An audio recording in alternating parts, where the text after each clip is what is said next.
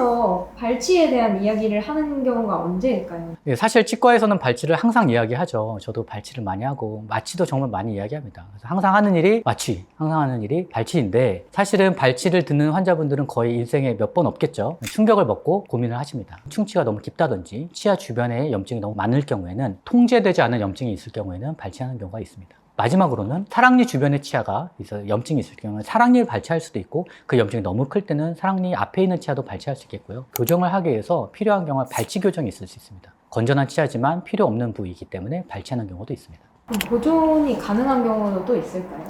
만약에 치주염으로 발치했을 경우에는 저는 항상 환자분한테 이렇게 말씀드려요. 환자분한테 염증 관리 해달라 이렇게 꼭 말씀드리기도 합니다. 그래서 일반적으로 충치가 너무 심할 때 그 발치를 권하기는 하지만 사실 충치 치료를 최선을 다했는지 충치 치료가 깊어졌을 때 신경 치료에 최선을 다했는지 묻지 않을 수가 없는데요. 단순히 그런 노력을 하지 않고 첫 진단부터 발치하세요가 했다면은 좀 과잉 진료가 될 수 있는 영향도 있을 것 같습니다. 따라서 발치는 최후의 선택이 되어야 되고 보존 치료를 먼저 해보고 그것이 안 될 경우에 발치를 고려해 보시는 것을 추천드립니다. 그러면 잘못된 치과 선택으로 불필요한 발치를 당할 수도 있나요? 얼마 전에 환자분이 오셨어요. 자신이 이러이러한 치료를 했는데 다른 치과에서 초진에 처음에 왔을 때 많은 치료를 한꺼번에 너무 많이 권해받고 이미 치료 진행 중이신 거라 사실 그것이 맞는지 확인하고 싶어서 저희 병원에 내원하셨는데요. 사실은 치료가 이루어진 상태에서 말씀드리기는 상당히 곤란한 부분이 있습니다. 발치도 마찬가지고요. 일반적인 치료도 마찬가지라 사실 한 치과에서 많은 견적을 받았다고 한다면 그 치과만 가지 않고 그 다음 치과도 같이 가서 크로스 체크하는 것을 추천드립니다. 빨리 치료하지 않으면 문제가 생긴다고 하지만 사실은 여러분들 아셔야 될 것은 치과의 응급 상황이 그렇게 많지 않다는 것입니다. 오늘 진료를 하지 않아도 내일 진료해도 가능한 상황이 많고요. 그리고 염증이 있다고 한다면 그때 빼는 것은 정말로 조심하셔야 됩니다. 염증이 난 치아를 발치한다? 그것은 더 큰 염증이 되기 때문에 진료실에서 가장 많이 드리는 말씀은 안 아플 때 빼야 된다. 물론 빼야 될 치아가 있는데 염증을 좀 가라앉히고 빼는 것을 추천드립니다. 만약에 염증이 너무 심하고 아프다 하면은 일반 로컬에 가시지 않고 대학병원을 가셔야 되겠죠. 그래서 반드시 응급 상황인지 아닌지 환자분이 잘 아실 것 같고 치과 진료의 견적을 가지고 시급성을 논한다? 그것도 한번 더 생각해 보셔야 될 것 같습니다. 신경치료의 정확한 개념과 그 신경치료가 필요한 경우는 그럼 언제일까요? 일반적으로 충치가 깊었을 때는 이 치아의 구조상 안에 신경이 있기 때문에 그 신경에 괴사가 되는 경우가 있습니다. 그래서 감염된 신경을 제거하고 그 안에 충전물질을 채워놓고 상부에는 단단한 크라운으로 보호하는 것을 신경치료의 마무리라고 말씀드릴 수가 있겠습니다. 신경치료한 치아는 기본적으로는 수분감이 없기 때문에 깨지기 쉽기 때문에요. 어금니에 신경치료를 했다? 반드시 크라운을 치료를 하시는 것을 추천드리고요. 신경치료하지 않고 방치하는 경우라면은 치아가 깨질 수도 있다는 것을 말씀드리겠습니다. 신경치료 그 다음에 치료는 당연히 발치가 되겠죠. 발치하지 않기 위한 치료지 신경치료를 하고 나서 발치하면 억울하잖아요. 신경치료를 했을 때 치아 죽는 건 아닌가요? 그렇게 질문하시는 분들이 있는데 사실 신경치료는 발치하기 전에 치아를 살리는 치료라고 볼 수 있겠습니다. 자, 그렇다면은 치주가 건강하고 치아에 움직임이 없다고 머리가 온전하다고 한다면 발치하기 전에 신경치료를 권해드리는 것이 과잉치료는 아니라고 생각합니다. 신경치료 재발을 막기 위해서 피해야 될 습관에 대해서 알려주시겠어요? 그 신경치료하고 나서는요, 그 반드시 보철물로 완성이 되기 때문에 깨끗하게 청소해 주는 것이 필요합니다. 양치도 꼼꼼히 해야 되겠고, 치실도 잘 써주셔야 되겠고요. 그리고 치과에서 정기적으로 검진도 잘 받으셔야 됩니다. 또 하나는 보철물이 만약에 오래됐다고 하면은 그 안에 재감염이 될 수 있기 때문에 그것도 정밀 진단을 받아보시는 것을 추천드립니다. 신경치료 외에 치아를 살릴 수 있는 보존 치료 방법이 또 있을까요?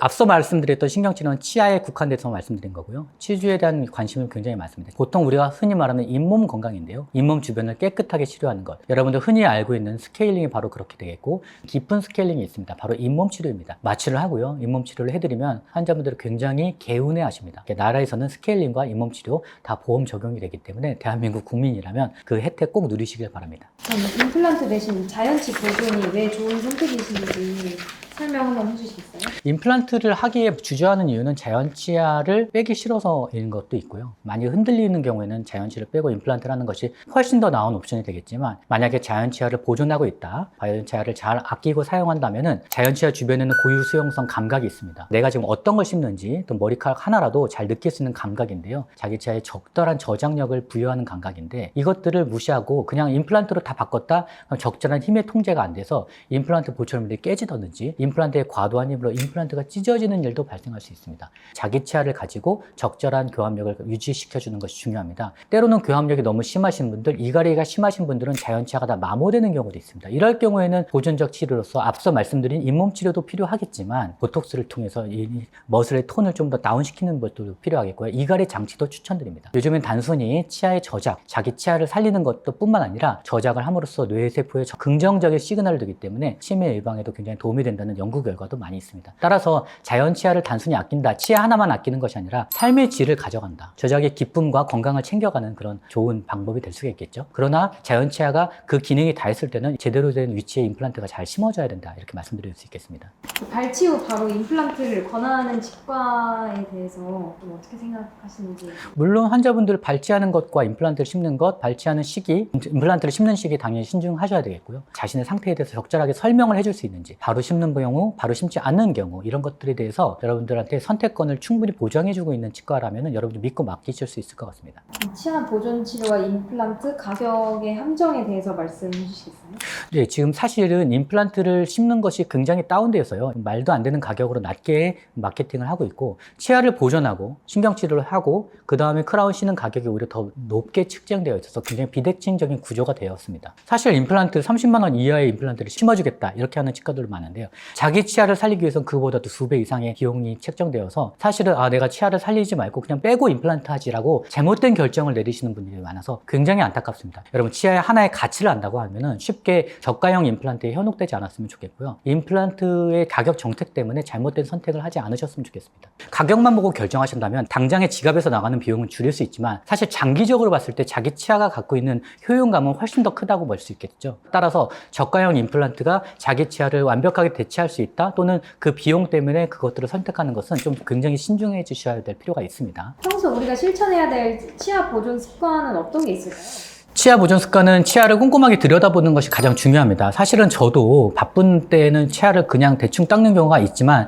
사실 내 치아가 어떤지, 잇몸 색깔이 어떤지 그것들에 대해서 좀 꼼꼼하게 잘 체크해 보시는 것이 중요하고요. 잇몸 건강에도 관심을 가지시는 것이 가장 중요하겠고요. 충치는 자연스럽게 없어지지 않습니다. 충치가 있다면 바로바로 치료해 주시고 내 치아가 주변에 핑크색 잇몸인지 아니면 치아 주변에 뿔긋뿔긋하게 발적이 있는 염증이 있는지 그걸로 한번 체크해 보시는 것이 중요하겠습니다. 두 번째 습관은요. 치과에 오는 습관입니다. 정기검진 받으시고 과도한 과잉 진료보다는 스케일링부터 차근차근 진행되는 치과인지 확인해 보시는 것이 좋을 것 같습니다. 마지막으로는 딱딱한 음식이 굉장히 문제가 될 것 같습니다. 딱딱한 음식 좀 조심하셔서 씹으시는 것을 추천드립니다. 저도 그렇지만 안 먹을 수는 없죠. 그래서 적절하게 잘라서 드시는 것을 추천드립니다. 발치보다는 예방이 우선입니다. 발치를 하기 전에 발치가 하게 된 원인에 대한 자아 성찰이 필요할 텐데요. 만약에 지금 발치를 하셨다면 내가 잇몸병에 의해서 발치를 하게 됐는지, 딱딱한 음식을 먹어서 치아가 부러져서 발치했는지 이런 것들을 좀 여러분들 확인하셔서 만약에 잇몸병이 있을 경우에 발치를 했다고 할 경우에는 임플란트를 심어도 잇몸병이 취약해질 수 있다는 연구 결과가 있습니다. 따라서 그 근본적인 원인 습관을 잘